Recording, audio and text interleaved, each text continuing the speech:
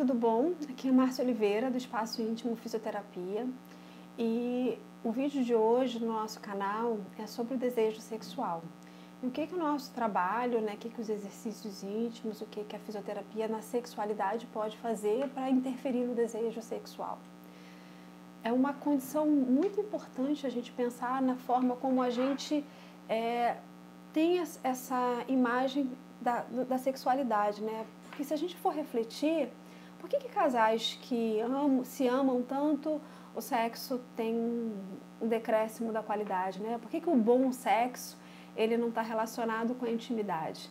Porque quanto mais tempo a gente está de convivência com o parceiro, parece que existe uma relação inversa do que a gente sente de vontade de desejo sexual. Ou então seria uma outra pergunta que a gente podia pensar, né? Como é que eu posso querer aquilo que eu já tenho, né? Por que eu não tenho interesse em buscar algo de prazer ou de desejo, uma coisa que eu já tenho de conquistado? Ou porque o erótico seria algo tão proibido? Como é que a gente consegue relacionar essas questões de desejo e depois como é que a gente coloca isso no contexto do trabalho feito pela fisioterapia da sexualidade? A gente primeiro tem que pensar que desejo, que excitação e desejo são coisas diferentes. O desejo é uma questão que acontece dentro da nossa cabeça. E sexo não é um impulso, né? Impulso sexual já começa com uma denominação de maneira como a gente pensa de forma errada. Impulso é fome, é sede, é vontade de ir ao banheiro, sono, isso é impulso. Se sexo fosse impulso, violência sexual não ia ser considerada uma violência, foi um impulso justificado. Mas não, o desejo, que é algo que nos motiva a buscar o sexo, é algo que parte sim da nossa cabeça. Só que no mundo que a gente vive, é muito difícil no dia a dia a gente conseguir prestar atenção nisso. Ele acaba ficando ali numa partezinha das nossas necessidades. Necessidade de manter um relacionamento saudável, de agradar um parceiro ou parceira. E fica ali dentro dentro dessa lacuna para algumas pessoas. E aí a gente também tem a grande questão de, são os hormônios. Bom, a hormonioterapia, ela não tem 100% de eficácia, sozinha, com relação ao desejo sexual, com relação à vontade de ter sexo.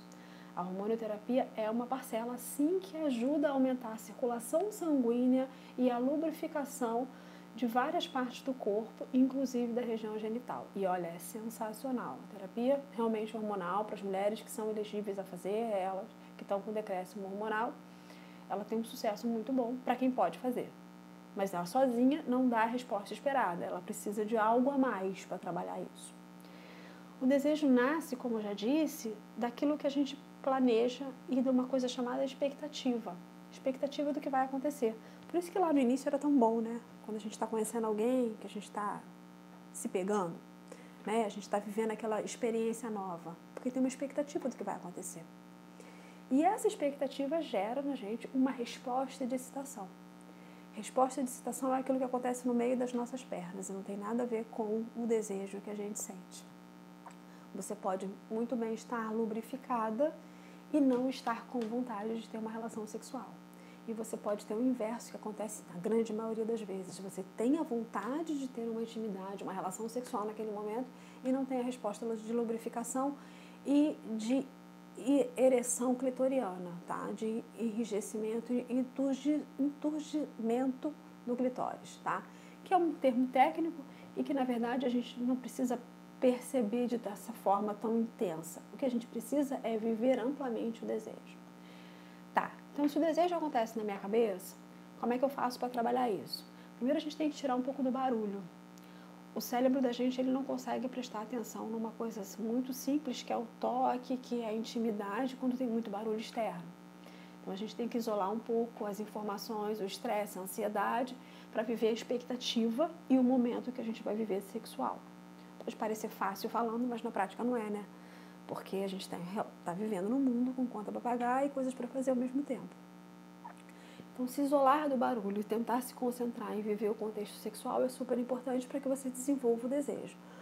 O trabalho que a gente desenvolve na fisioterapia pélvica é um trabalho físico. Então, como é que a gente consegue ajudar nesse contexto? Como é que a fisioterapia ou a atividade qualquer que você venha a exercer na sua sexualidade pode ajudar a te trazer um contexto mental de sexualidade? Como é que ela pode ajudar você a vencer essa barreira? A resgatar essa questão que você tinha antes de expectativa. O trabalho que é feito com exercícios na sexualidade, que são muito semelhantes aos exercícios do pompoarismo, quem já assistiu alguns vídeos da gente anteriores pode ter acesso a esse material. Esse trabalho faz com que você crie uma informação no seu assoalho pélvico, que é essa região da intimidade, tá? Onde compreende ali a vagina, o ânus, o clitóris, a uretra. Você cria uma conexão com o exercício que você está fazendo, com o que você está pensando. Não é uma coisa solta. Você está prestando atenção em gerar um movimento. E aí, quando você começa a gerar um movimento, você começa a aumentar o aporte de sangue, porque o músculo precisa de sangue para funcionar. E aí você começa a recrutar mais fibras, ou seja, a gente começa a pedir para aquele músculo que está ali no canal vaginal que ele comece a se mexer, se mexer, se mexer, e cada vez com um pouco mais de intensidade, porque a gente demanda mais tempo para esse tipo de atividade, uma intensidade, uma força maior. Você começa a trabalhar essa força e começa a chegar mais sangue para ela. Ou seja, aquilo que a hormonioterapia também faz, a hormonioterapia faz uma série de coisas, mas também faz, que é aumentar o fluxo sanguíneo local, você começa a trabalhar com o exercício. Então, você começa a criar ali uma condição de um tecido mais quente, por conta do sangue que chega, e por conta também de aumentar a lubrificação, porque se ele está mais quente, ele fica mais úmido. E cria essa conexão, porque você começa a prestar atenção, isolar o externo, todas as informações externas e prestar atenção no que você está fazendo. Se contextualizar com a sua sexualidade. Por isso que os exercícios desenvolvidos para as mulheres que têm uma queixa de o meu desejo está reduzido, eles têm uma eficácia muito alta. A fisioterapia pélvica, ela começou a funcionar nesse aspecto de sexualidade por um achado, na verdade vários achados. Começou-se a usar os exercícios pélvicos para tratar as incontinências e se percebeu que melhorava a incontinência e tinha uma resposta sexual muito boa. Então, por conta dessa resposta sexual, é que a gente começou a investir mais nesse conhecimento, em trazer o exercício para melhorar a resposta sexual.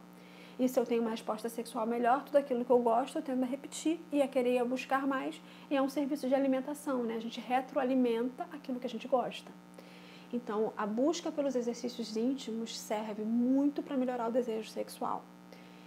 Porque se a gente pensa a respeito, a gente executa melhor, tá? Continua mandando para a gente essas informações, essas dúvidas, essas questões, porque a gente vai trazer para discutir aqui no canal. É graças às suas dúvidas, as dúvidas que você traz para a gente, levanta essas questões, é que a gente pega a ciência e discute aqui no nosso canal, tá? O espaço é íntimo, mas ele é para você, pode chegar, pode participar, pode criticar, pode mandar direct, pode mandar e-mail, pode mandar aqui pelo YouTube, pode mandar por onde você quiser, tá? Muito obrigada por sua participação.